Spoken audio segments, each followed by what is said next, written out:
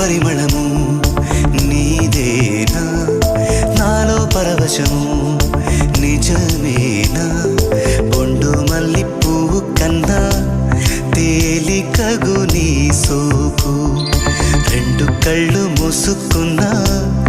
లాగు మరి నీ వైపు